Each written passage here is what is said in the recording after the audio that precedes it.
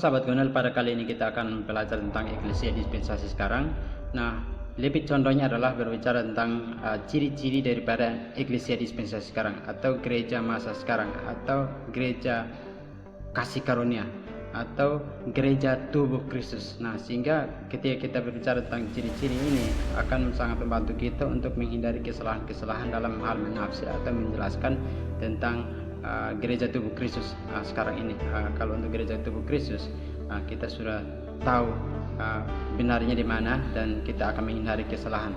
Ini adalah asal kata dan dalam bahasa Indonesia sebutan gereja berasal daripada bahasa Portugis yang artinya gereja, kalau dalam bahasa Belanda kerk, dan bahasa Inggrisnya church, dan artinya dapat saja gedung, organisasi, sidang jemaat secara fisik atau kumpulan orang secara rohani. Salah satu dari ciri berbeda tubuh Kristus adalah bahwa orang percaya Yahudi dan non-Yahudi telah dibawa ke dalam hubungan yang menyatu, yang di dalamnya terdapat kesetaraan penuh antara keduanya.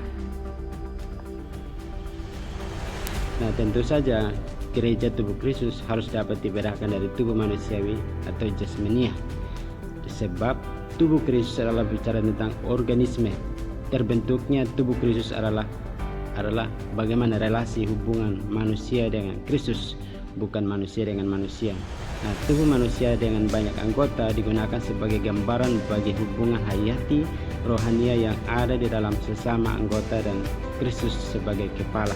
Jadi Kristus sebagai kepala dan orang-orang percaya itu dikatakan sebagai anggota, entah dia sebagai tangan, kaki, dan lain-lain. Dan di dalam tulisan Rasul Paulus baik di kitab Efesus pasal 1 bahkan di Kolose pasal 1 bisa dikatakan bahwa Kristuslah satu-satunya kepala atas gereja, sebagaimana kepala pengendali pikiran hadir di setiap anggota tubuh manusia. Begitulah kiranya Kristus hidup di setiap anggota tubuh. Kolose 1 ayat 18 ialah kepala dari tubuh, yaitu Kristus, dan tubuh tersebut memiliki istilah atau sebutan, yaitu sosoma, yang artinya adalah bahwa tubuh tersebut gabungan antara Yahudi dan non-Yahudi yang percaya kepada Kristus sebagai Tuhan dan Juru Selamat.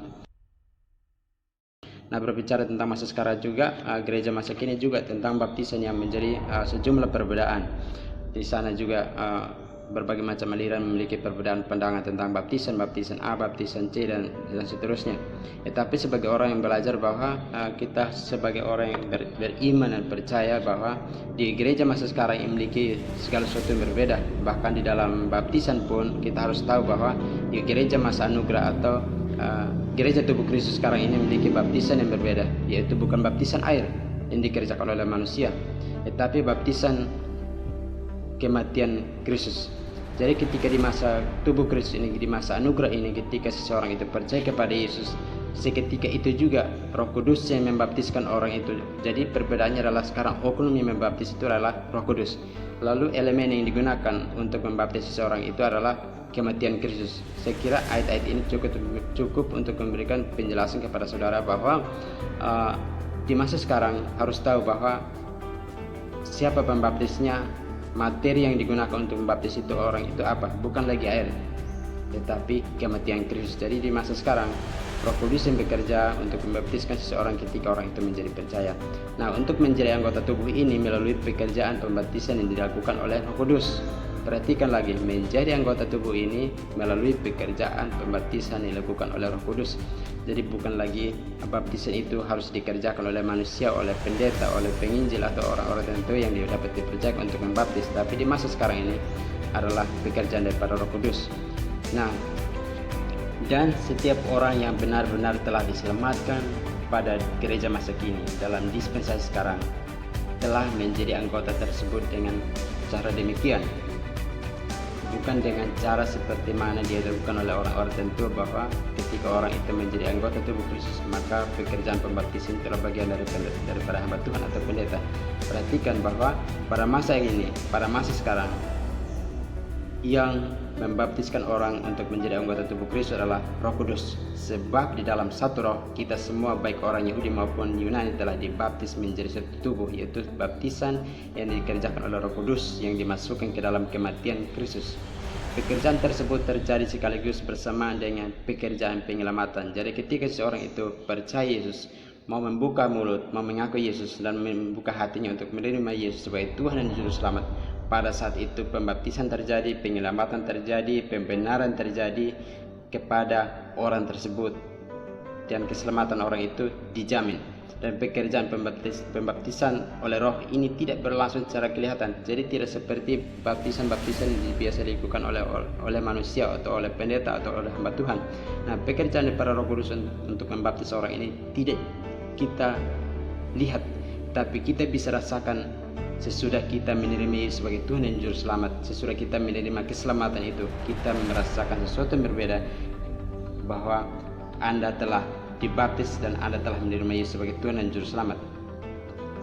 Nah, dalam Efesus 1 ayat 14 mengatakan bahwa dan Roh Kudus itu adalah jaminan bagi kita sampai selamanya. Artinya bahwa Roh Kudus, ketika kita percaya, Roh Kudus itu menjamin, dia bukan hanya membaptis tapi menjamin keselamatan kita dan kita dimateraikan.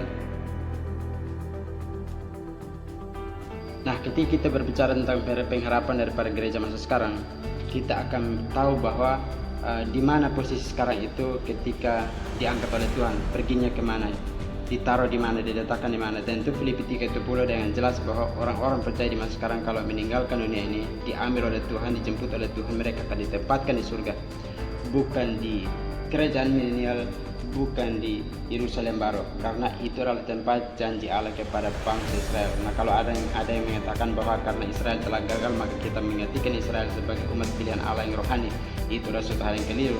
Dan ada juga aliran yang mengatakan bahwa kita akan diangkat masuk surga lalu kita akan turun lagi ke bumi, itu pun juga keliru.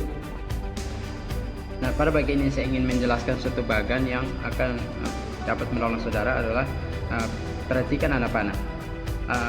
Ketika Tuhan Yesus datang ke dalam dunia, dia menawarkan kerajaan, dan itu ditawarkan oleh Yohanes dan kawan-kawan. Bertobatlah sebab kerajaan Allah sudah dekat. Nah, kalau seandainya pada saat itu bangsa Yahudi, Israel itu keseluruhannya menerima Yesus sebagai Mesias, sebagai Raja yang diharapkan, maka tidak akan ada pending atau kerajaan 1000 tahun itu tidak akan ditunda. Tetapi ketika mereka menerima Yesus sebagai Raja pada saat itu, maka kerajaan milenial itu terjadi segera. Tetapi karena mereka menolak Yesus sebagai Mesias yang dijanjikannya itu, maka kerajaan yang mereka harapkan itu yang penuh dengan kebahagiaan dan segala macamnya itu terpending, sehingga ada masa yang disisipkan, yaitu masa anugerah, di mana masa anugerah ini memiliki syarat, yaitu jumlah yang ditentukan itu harus penuh. Apabila jumlah yang ditentukan itu penuh, maka masa anugerah ini akan diangkat. Nah, orang-orang ini akan diangkat dan mereka akan dibawa kemana? Ke surga. Dan orang-orang yang percaya di masa anugerah ini, mereka dijanjikan surga. Orang-orang percaya di masa anugerah ini sudah diangkat, lalu masuk kepada 7 tahun sengsara. Nah, 7 tahun sengsara ini saya tidak akan menjelaskan begitu panjang lebar.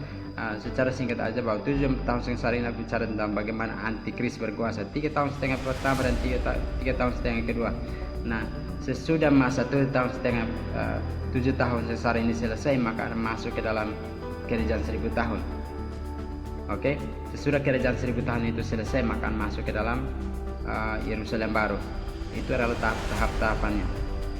Nah, paling tidak Anda dapat memahami bahwa kenapa ada masa anugerah, lalu bagaimana pengharapan orang-orang daripada masa anugerah ini di mana, yaitu di surga. Dan orang-orang yang percaya di masa anugerah ini, mereka tidak akan turun lagi ke kerajaan 1000 tahun untuk masuk ke Yerusalem, karena harapan atau janji Allah kepada mereka adalah surga, bukan bumi.